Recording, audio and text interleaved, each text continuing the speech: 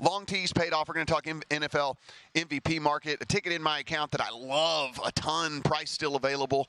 So we'll talk about that as well. As I'm watching these games last night, and you see the Celtics go at it, and I get it, the shiny new toy, Anthony Edwards, and I get that we're watching this Timberwolves team that's going in and has really put it to the defending champions in the Nuggets. But you're sitting there watching the Celtics, and you start to realize, yeah, I get it. They don't have the shiny new toy. It seems like they almost old hat, old news at this point.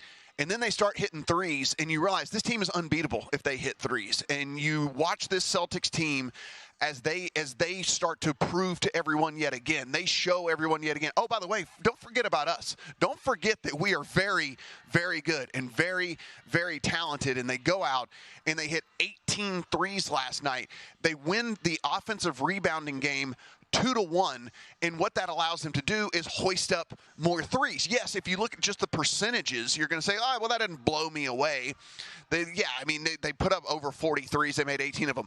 But the fact of the matter is if you make 18 threes on the course of a game, it is going to be really tough for another team to compete with you, and that is what we saw last night in this Celtics squad. I think we forgot. I think we slept just a little bit on how good that this Celtics team actually is because of what the Wolves have done so far. And Kelly, you go in and you look, 18 threes for the Celtics. You get 32 from Brown. You get 25 from White. Pritchard chips in 16 off the bench. Tatum doesn't even have to be not only the primary scorer, he didn't even have to be the secondary scorer in this game. And not only do they win convincingly, very, very easy over the Cavaliers. And I'm not taking away anything that the Wolves have done so far. They've been incredibly impressive in what they've been able to do against Jamal Murray and Jokic and the defending champions. That being said, it seems like we almost forgot how good this Celtics team is. Yeah, they're just rolling. They're just rolling right now, and that could maybe be applied to both teams who won last night. They are just rolling,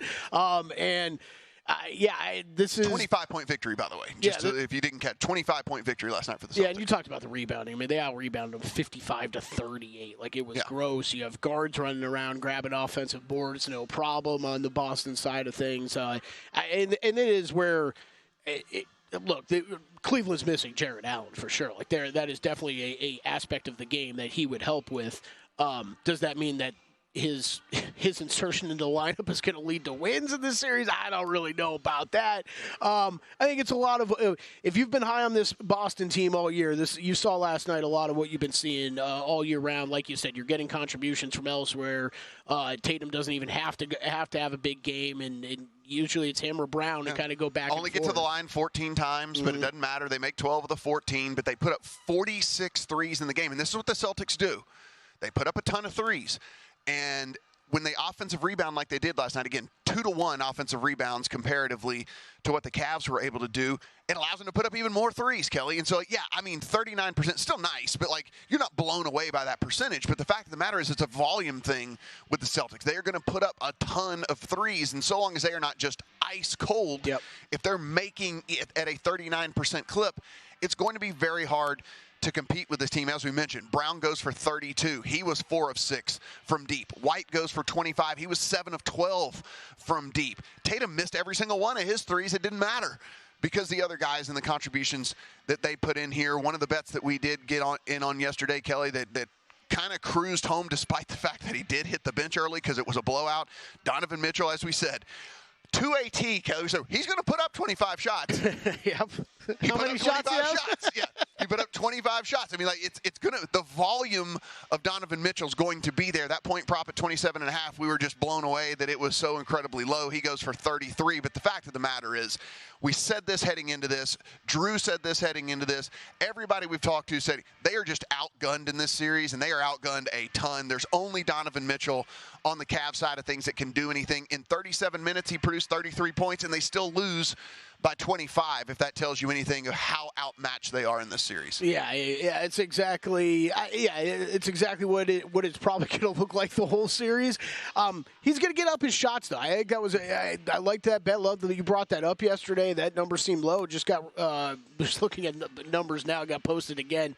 29.5 is what we're up to. They weren't letting people get away with that again. I texted you, though, man. I think I'm betting this over until they post in the 30s. Until it's 30.5 or 31.5, I'll be going back to it because just the volume of shots, man, it's going to be there every single night. He's the only one that can consistently score, so he has to do it. Like, I mean, in this, again, this was 25 shots up in 37 minutes. Like, he hit the bench. Like, if this game is even somewhat competitive, he's into the 40s in the minutes. It's just, there was no reason to run him out there for any longer than it was. And so I think that's something we can kind of target moving forward here. They double up the point spread, obviously. It goes off 12 and a half. They win by 25.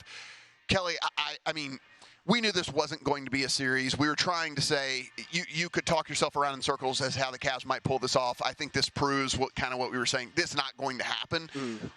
Do you take anything? I guess the biggest question for us now as bettors, though, do we take anything away from this series with the Celtics moving forward? Because, again, it's just not very much competition for them. Yeah, no, I don't really think that you can. I really don't. And, it's going to be interesting to see what kind of condition the Knicks, if it's the Knicks. I shouldn't be saying things like that. If it's the Knicks. Yeah.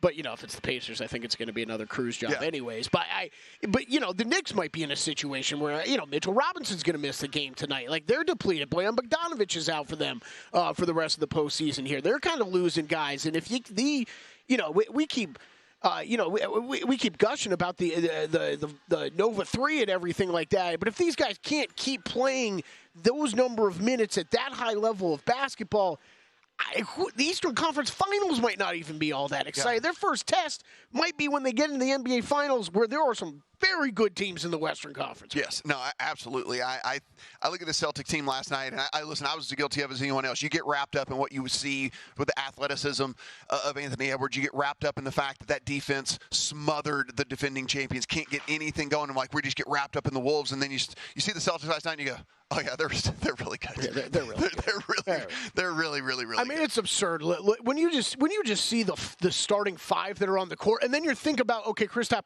Porzingis is not there. Yeah. I'm like, Derek White is so good. Does anybody understand how good Derek White is? I don't think people do. On both sides of the ball, and he's getting better somehow every year. Yeah, I don't even get it. Like, he's somehow still getting better. Yeah, it's just I'm not going to say he's the best player on the team, Matt, because I think I might catch a lot of incoming for that.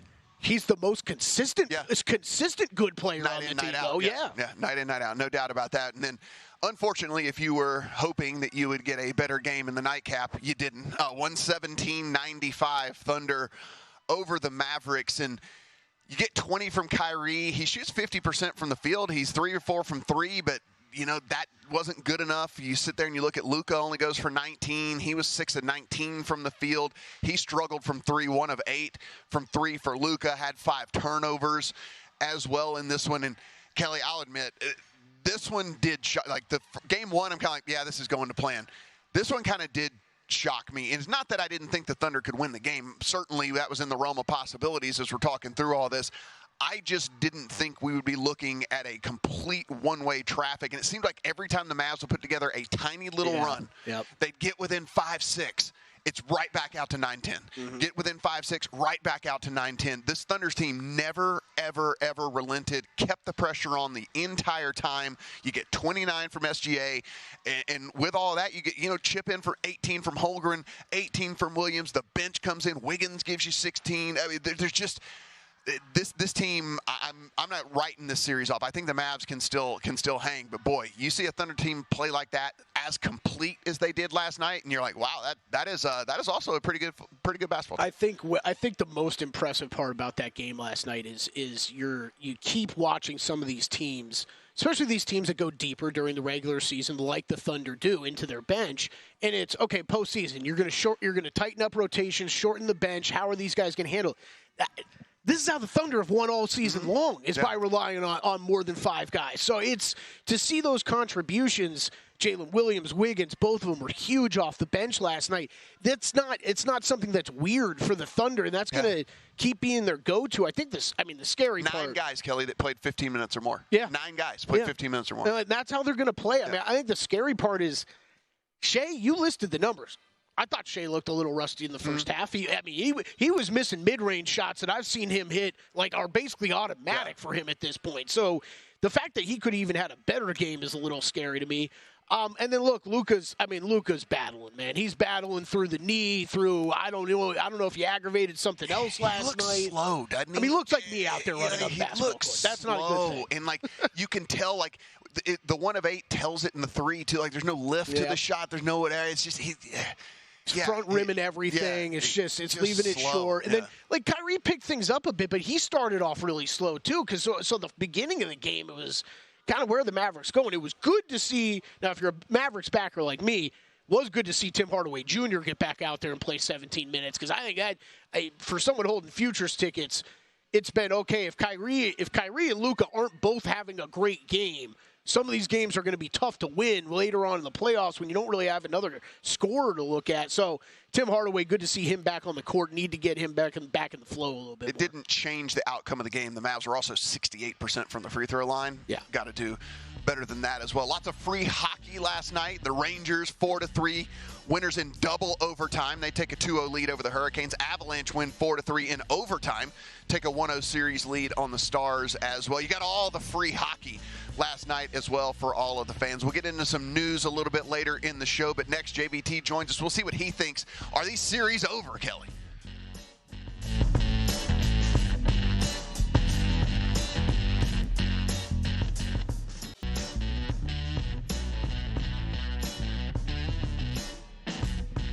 A numbers game on VSiN, the sports betting network. Wednesday edition of A Numbers Game here on VSiN. Matt Brown in for Gil Alexander. Spent the entire first segment there recapping the NBA, but Kelly, it is the playoffs, and we have to continue talking the NBA with our senior NBA analyst, also host every single weeknight here of VSiN Primetime, Jonathan Von Tobel. JVT, how you doing, buddy? I'm very excited about the way these playoffs are shaping up. Are you now? I mean, let's be honest. Are you really excited about how this is going? As somebody who's holding a Timberwolves 31 Western Conference ticket, very much so. Multiple series bets off very good starts. So yes, I do enjoy the way that we have started out this the second round of the postseason. Well, I'm glad that you were able to join us here on the Progressive Guest Line this morning to talk some NBA as we try to break down. Let's start with what we saw last night, and then we can talk about stuff moving forward. But I was making the point to Kelly.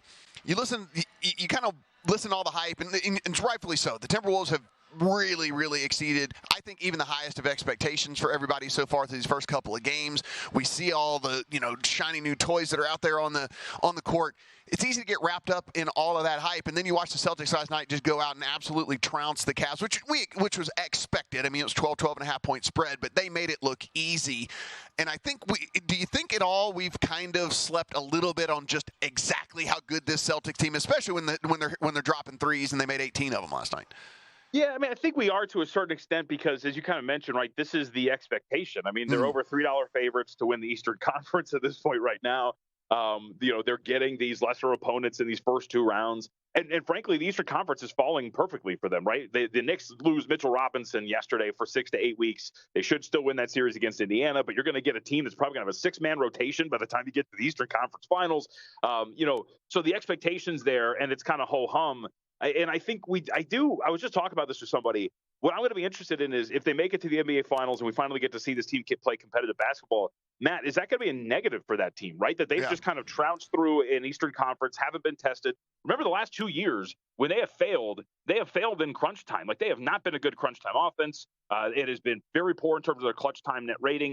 And if you're not playing any clutch games for like 2 months, how is that going to look when the time you get to the NBA Finals? But I think overall, I think you are right. Like we've expected this of Boston. The point spread, the market expects this of them. And we've kind of forgotten how good it is. And especially because you're watching Minnesota not only do what they're doing, but doing it in a deeper conference against opponents, Phoenix and Denver, that the market generally had better expectations for.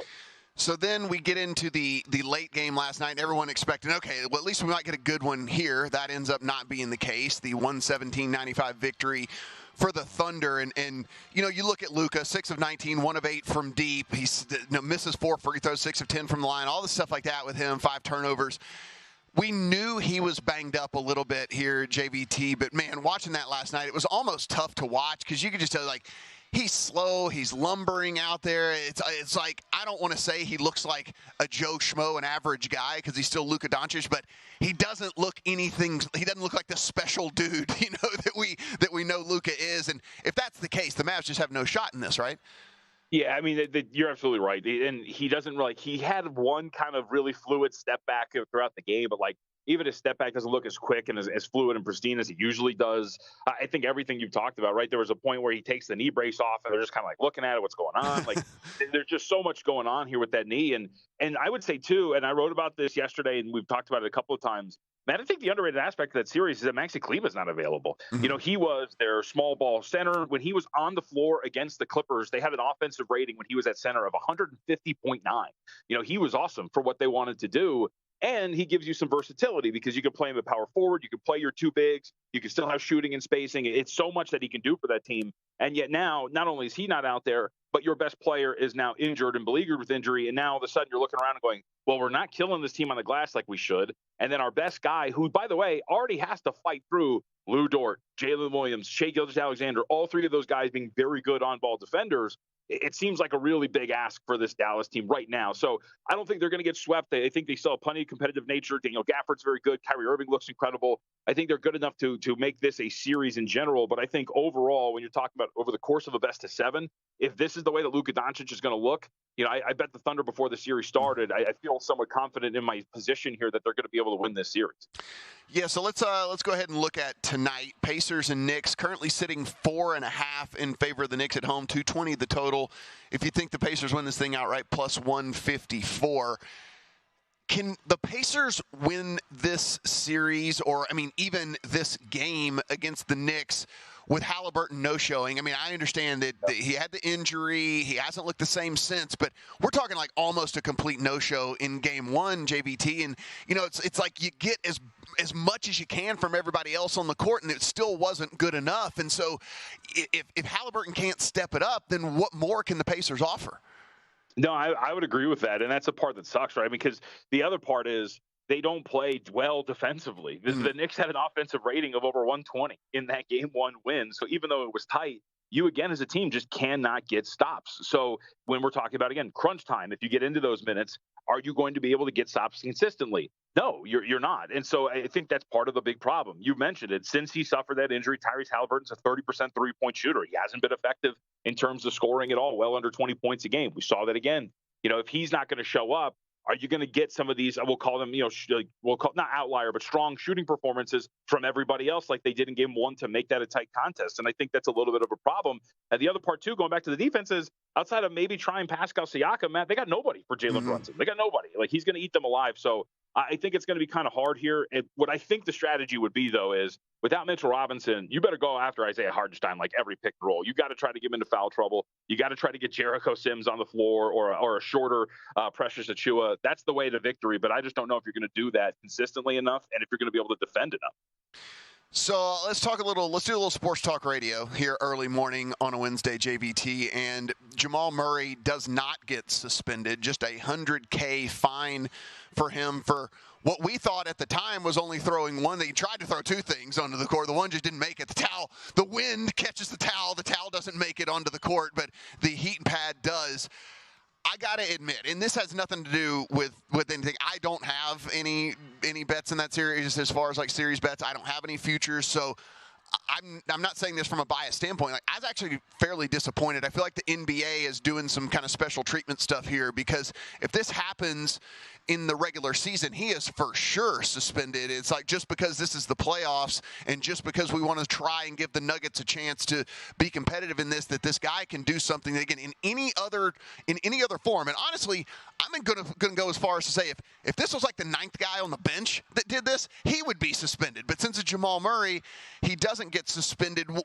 I think I was expecting it. I think maybe you were expecting it. What went on here?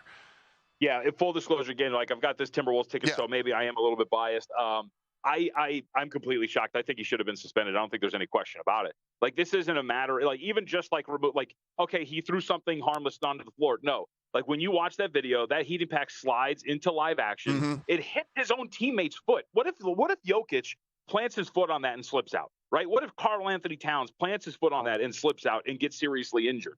Like, that's a dangerous thing that he did. We see these guys tweak ankles all the time just by softly stepping on people's feet. What happens if you step on that slip? We were just talking about Tyrese Halliburton. Guys, Tyrese Halliburton got injured because he slipped on a wet spot on the floor, right? Like, that was a serious injury. What if that happens again here? I am amazed that the NBA did not suspend him, especially after watching. Look, say what you want about Draymond Green. Yeah, he stomped on Domantas Sabonis' chest, okay? If you're going to suspend him, you suspend Jamal Murray. He could have injured any one of the guys that was out there during live action. And to me, the fact that, Matt, and I'll use your phrase, right, that you wanted to keep your defending champions competitive and not suspend him for a Game 3 on the road is absolutely ridiculous, and you've set a dangerous precedent. Jamal Murray shouldn't be playing on Friday. I don't think there's any question about it. Yeah, I am shocked. I am shocked. Me too. That came down yesterday. It was. I understand it's playoffs. We maybe thought it was going to be a little. I mean, I think during the regular season, this is multiple games. The fact that after the matter, we see that he tried to do it twice. I mean, that's the biggest thing, right? It's the towel throw. So okay, you could maybe justify somebody losing their cool for a minute, but when you go to throw something a second time, you are very clearly intentionally trying to throw something at a ref onto the court. And as JVT said, like if someone got hurt, you cannot tell me that this would be the same kind of punishment that would have come down. We would have not seen Jamal Murray. We're being result-oriented. No one got hurt, so everything's okay. It's not that. This should not be that. How about this, guys? You think if it's me in the third row, you think if I'm throwing something out there on the floor, they're letting me watch the rest of that game? You're never coming back to the stadium. Yeah, right? You're never allowed back in. You're banned for life. Like that'd be it. You'd be the guy. You'd be the heat pad guy. By the way, to put it in perspective, if anybody's wondering, well, $100,000 though still sounds like a lot. I was trying to run these numbers, and then ESPN did it for me, so I'm going to use theirs. How about that is 24.2% of his game check in the playoffs. Not even a quarter of basketball is what he's got to pay for. Oh, boy. Well, and I don't want to be too, I just say this too, the officials let a lot get, like the fact that Michael Malone can run out there and get the face of an official during a game, it was absolutely ridiculous what they let go on. It really is. John, really rooting for you on these futures tickets, buddy, and hopefully they get home, and hopefully we get some better basketball games moving forward. Let's go T-Wolves. I need it. When we come back, let's talk a little baseball. Yeah, Kelly, we're going to talk baseball here on this program whenever we come back. I got a couple of futures tickets. Let's do it.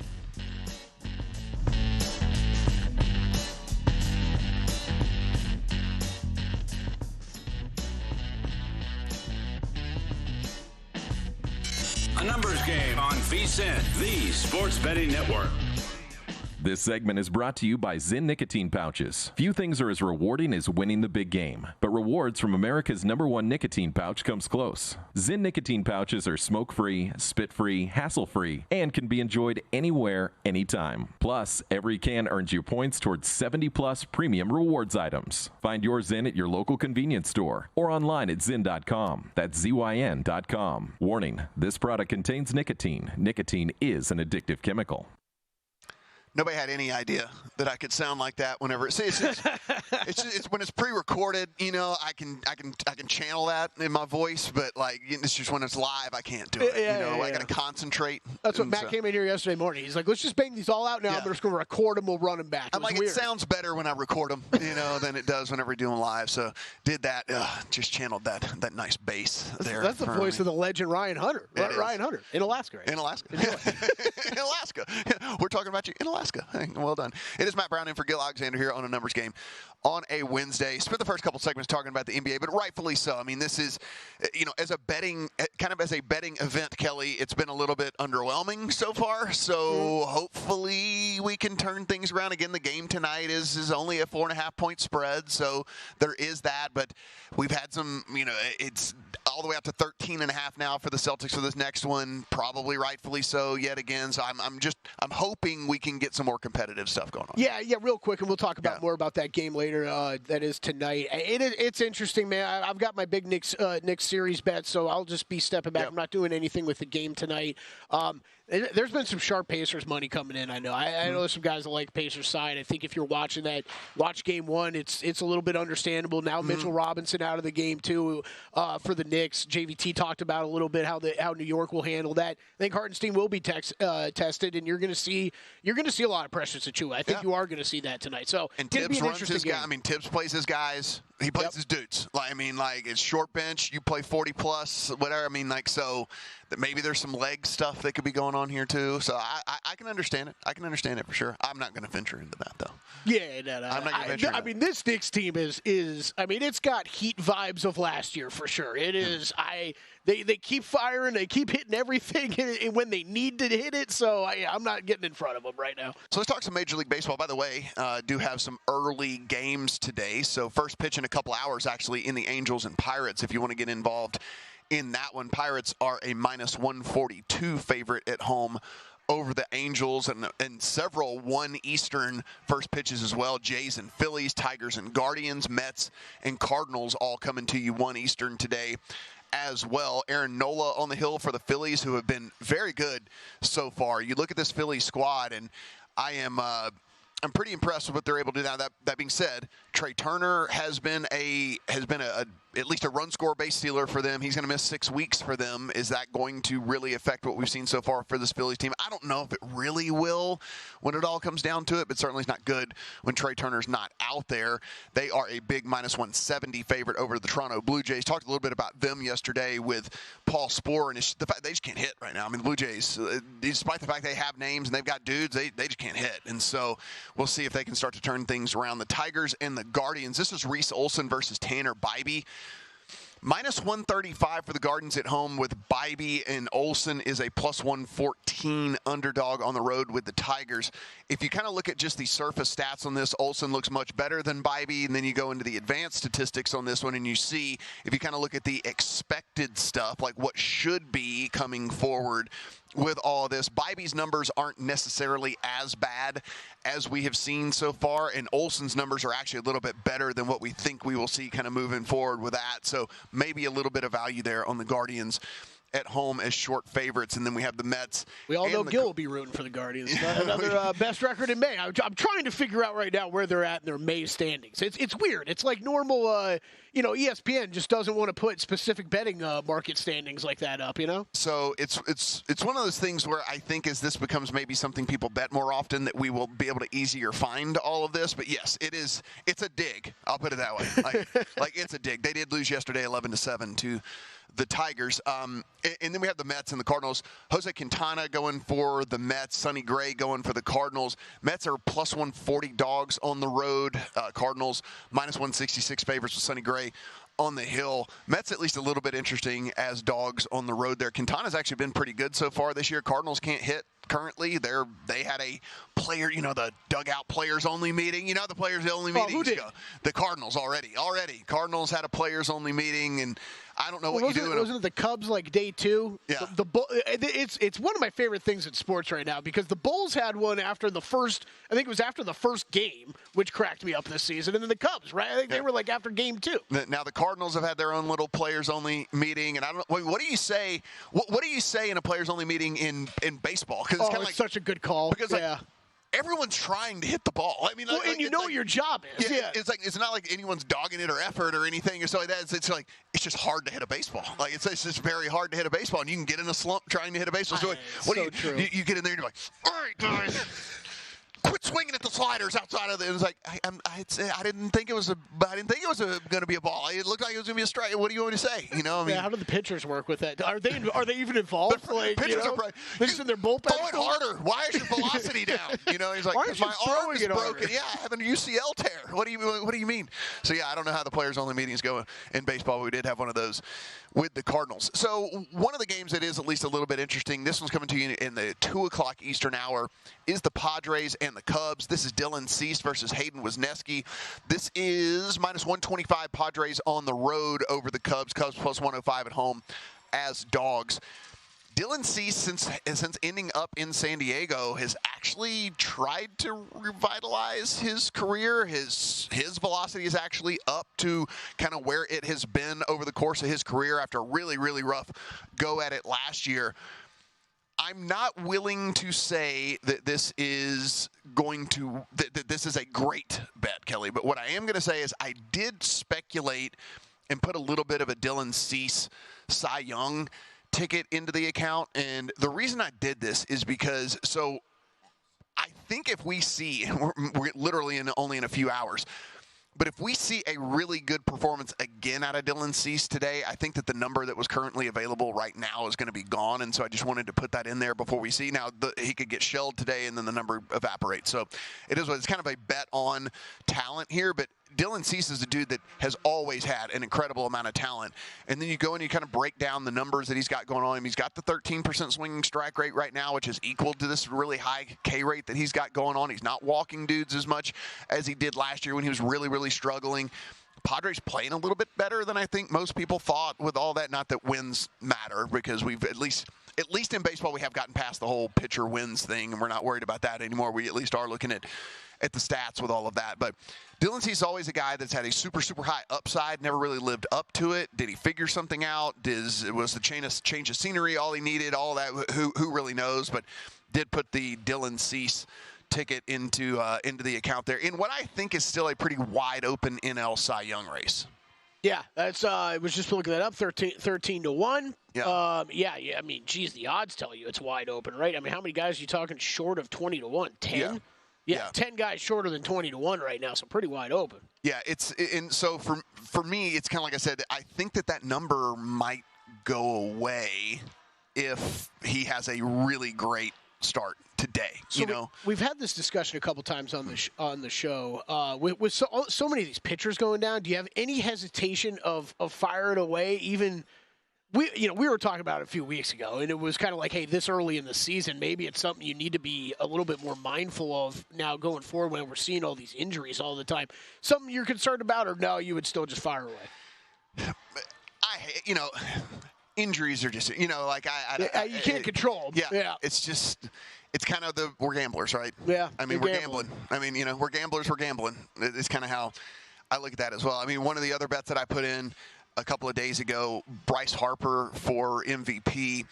Over in the NL, I think Ronald Acuna will straighten everything out from a power perspective. It's kind of a weird deal going on with him right now where he hadn't been hitting for a ton of power.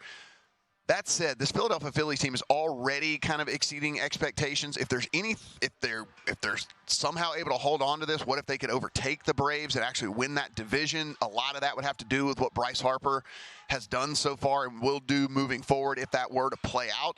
And you look at Bryce Harper, one of the things that you start to see with him that might even lead to more. I mean, he's got 9 homers already, and you start to look. I mean, he's not going to steal bases anymore, but he's got 28 RBI already. He scored 20 runs for this Phillies team. And then you go in and you see that there is his batting average on balls in play currently is only 282. For reference for Bryce Harper, because he does hit the balls is so hard and all that. Last year, his BABIP, batting average balls in play, was 352. The year before that, 324. The year before that, 359. He's doing this right now, kind of getting unlucky. And so he's still doing all of this, lots of hard contact, 46% hard contact for him right now as well, Kelly. I think that batting average in balls in play increases a little bit more, and we start seeing even some more hits and some more things going on with Bryce Harper. So did stick that in the account. I like it. I don't know about you. I'm still a believer. I know Shohei's been playing incredible right now, but man, I still think this is the year they'll look to try to give it to someone else. They might try. That's all I'm going with here. Yeah. They might actually try. Let's talk some golf when we come back here. Wells Fargo.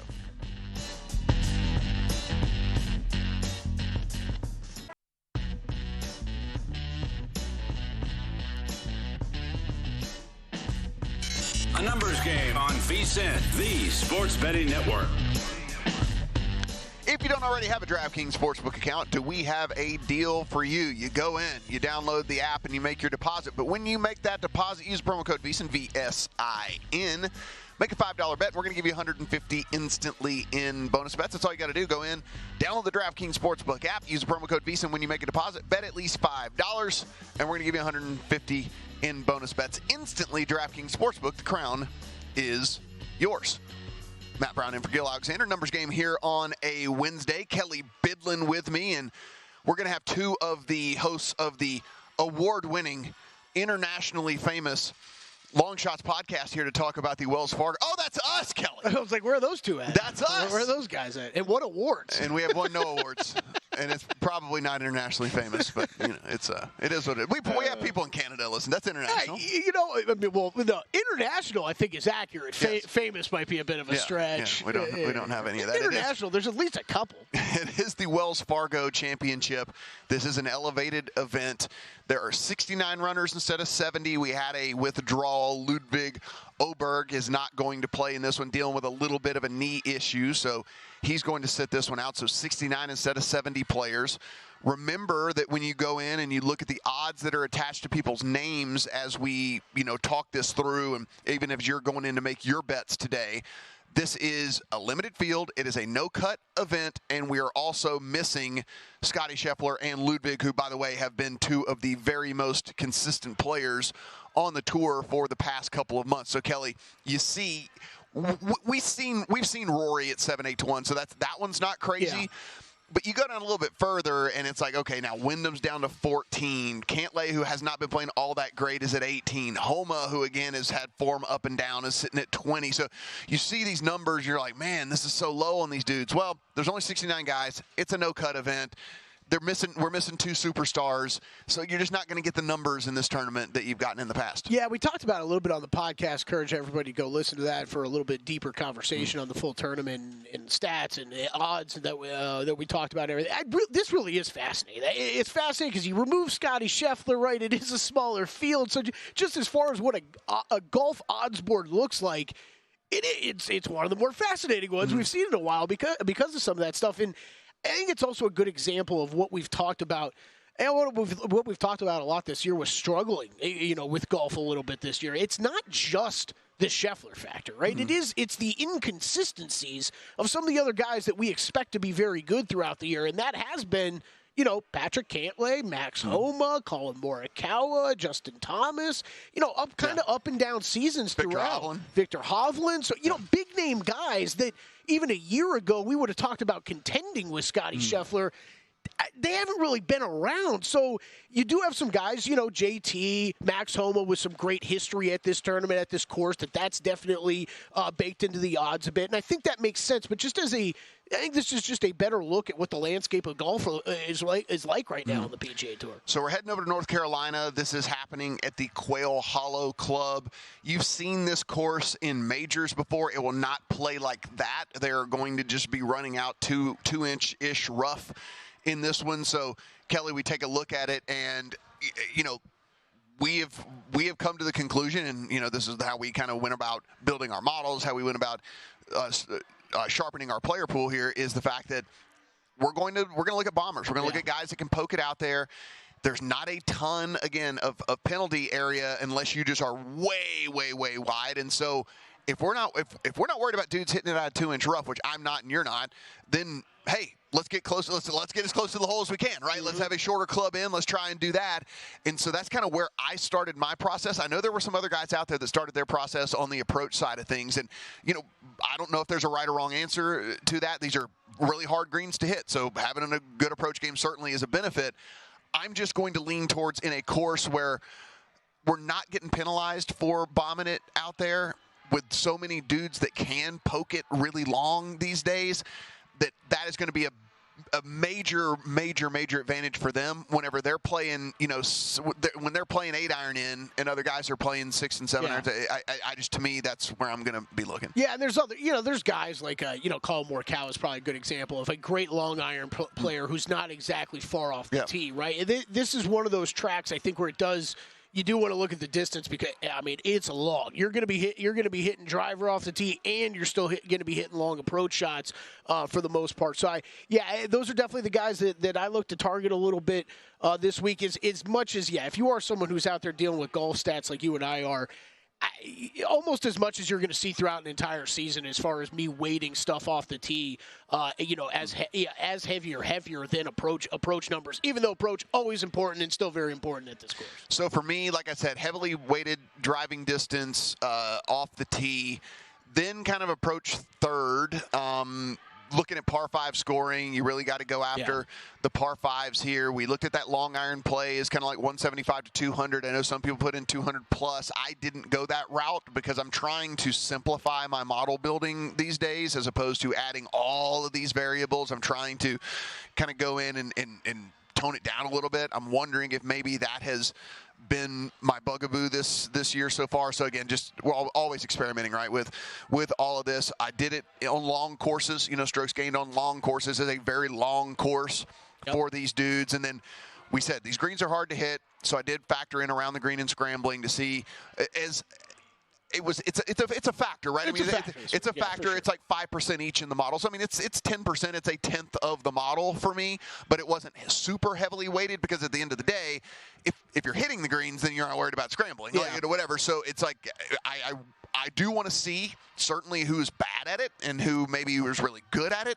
But with that said, Kelly, I'm focusing more on like guys that are going to get it out there and guys that are more than likely to hit the green with it. And if it goes off, sure, I'll use the tiebreaker of scrambling around the green, but I'm just hoping they don't have to use that. Yeah, that would be nice. Yeah. And especially if, what did Wyndham shoot last year? 19 under? If that's what the winning score is going to be, you can't be missing too many greens, right? So I factored all that stuff in as well. 3-putt avoidance, too, a little bit bigger greens, but you don't want guys 3-putting around here and making bogeys or making pars on some of these par 5s that they need to be birdieing. So, yeah, definitely something to look at when you're breaking out stats for this course. So the interesting thing for me, I went out to 36 rounds because, again, like I do want to see what these guys have kind of looked like over the course of now. What we've had is a pretty diverse. See, there's been some easy courses, been some super hard courses, been some courses in between. Who's kind of coming in like with that 36 rounds? I told you guys this on the podcast, and it really did. It was pretty shocking to me that Tony Finau over the last 36 rounds was the guy that was number one in my model, which I would not have guessed that was going to be the case, but it is the case, and Tony Finau comes in number one, and so Tony Finau ends up being an outright for me. I like it. Yeah, I got him in a matchup. He was. I was a little surprised by some of the results I got back for him as well. I didn't go with an outright play on him, but a matchup for me. I do like Finau this week. Yeah, and so you mentioned Wyndham Clark, tons of success here, and started off. I can't believe it was only a year ago. The most epic golf betting year ever last year. And it's just has not gone that way so far this year. Yeah, and it's 72-1 last year. Got that one home, but this year, as we mentioned, far shorter. But rightfully so. That's the other thing that we said about this. He's playing like the second best golfer on the planet right now. I think he's been one of the most mispriced golfers probably over the past 6 months. Just because the dude's been winning, and he's still It's amazing how much longer odds you'd find him than some of the premier golfers that are out there. I think this week is a good example. Okay, this is really where he belongs. I thought the odds were pretty accurate for him. Yeah, so Wyndham Clark. I really like him though, too. Yeah, got in there. A couple of guys that I'm just playing on feel, Kelly. Sam Burns and Max Homa. These are dudes. Homa obviously has played tough courses very well, had some success here. Sam Burns is a dude that on courses where you're not getting penalized all that much for being wayward with the driver, we know Sam Burns sometimes can't hit it straight for anything. And hey, if he's not going to get penalized with this one, the guy's a birdie maker. And honestly, it's just the number drifted out all the way up to 50-1. In this tournament, real quick, there has been guys that have won this thing that have come in with very poor form, and some of the premier guys. So I think no shocker if either one of those guys wins at this point. Last couple of outright, Seth Theegala and Akshay Bhatia, both guys. Now the Bhatia one, I went into detail on this on the podcast. So if you want to listen to that, we're both on both those guys. The Bhatia play, I talked about how I factored driving distance in there a ton. I did kind of back that off in a version of a model, which then shot him up the deal. Anyway, you can listen to the podcast if you want the full details of that. What ended up on your card? Yeah, that was, Theegala and Bhatia, I'm on both of them as well. A little bit, I think still a little bit shorter of an outright price on Sahith than I was expecting, but did play it. I love Decky again this week. People listening to the show and podcast probably heard that enough this year, but I love Decky. I thought that number compared to some of the guys that were in the mid-20s was a little long on him. So outrights on Hideki, Sahith Theegala, Matt Fitzpatrick, another number I just thought it drifted a little bit too far. Akshay Bhatia, top 10 on Xander. That's my favorite bet of the week. I hit that kind of immediately. Seems like automatic. Yeah, it's automatic. 7 of 10 tournaments he's teed it up in. His top 10 is cashed. Top 20 on Hideki, plays. Those are my two biggest bets. Sahith Theegala and Bhatia, both top 20 plays. Finau over JT and Bhatia over Russell Henley in tournament matchups. We'll circle back around towards the end of the show and recap on everything that's in our accounts for the golf tournament. When we come back, we'll talk to Will Hill about NBA, Major League Baseball, and whatever else.